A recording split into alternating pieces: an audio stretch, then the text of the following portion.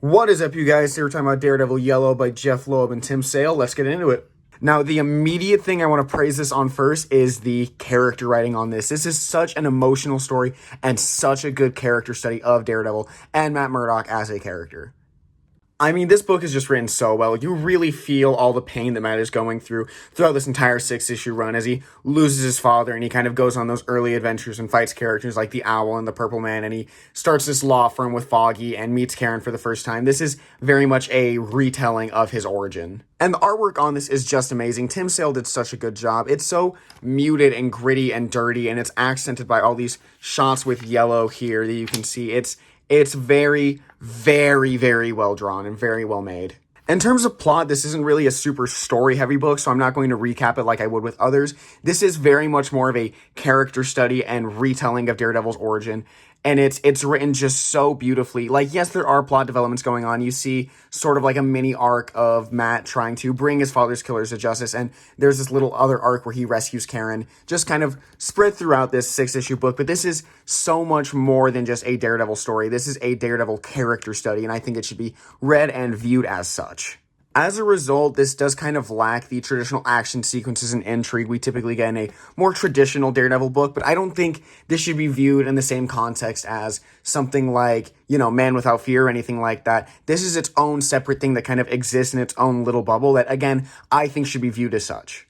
And it's for those reasons that I wouldn't necessarily recommend this to someone who's trying to get interested in Daredevil. But if you've read something like even a little bit of Frank Miller's run, if you've seen the Daredevil Netflix series, then I implore you to check this out, because if you have a very baseline knowledge of Daredevil, this just hits and it doesn't stop hitting. It's so well written. It's so beautiful. Please go check this out. Now, on Comic Geeks, this has a collective rating of 4.5, which is exceptional. I gave this a 5 out of 5. I think this is genuinely such a beautiful, beautiful story with such a beautiful ending, such a beautiful message. This is a really, really good book that I implore people to go read. Genuinely, the only bad review I could find for this was a 3 out of 5 stars saying that the art was bad. And as much as I hate saying this, that is entirely subjective, and I do completely disagree. I think Tim Sale's art here is really, really good. It reminds me a lot of that classic kind of Jack Kirby, Steve Ditko, very, very heavy on the jawlines and just very, very sharp in general. I think I enjoy the art on this a lot, but I can obviously see why this wouldn't be someone's cup of tea. It does seem very dated by comparison to modern books, even though this did come out not relatively recently. I want to say this book came out in 2001 or maybe 2002, I believe. I have the 2025 reprint. So I can see even back then someone maybe not digging the art on this, but I dig it a lot. I think Tim Sale did a phenomenal job in the artwork for this.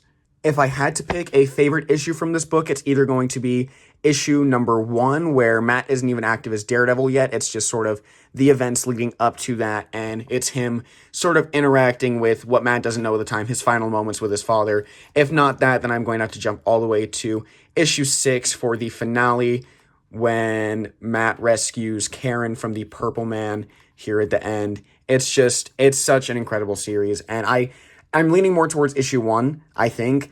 Go check this out. This just got reprinted a few months ago. It's also on Marvel Unlimited if you don't have a local comic shop near you. Go check it out, especially if you are even like a passive Daredevil fan. If you haven't read anything prior to this, then maybe you won't drive with it as much. Not that this requires any prior reading. I just think that if you have a very foundational baseline knowledge of the character from, again, like I keep saying, either the Frank Miller run, even that original 60s run, or the Netflix series, you will appreciate this just so much more. But yeah, that's all I've got for this week, guys. Thank you for watching. Make sure to like and subscribe, and I'll see you guys next Wednesday.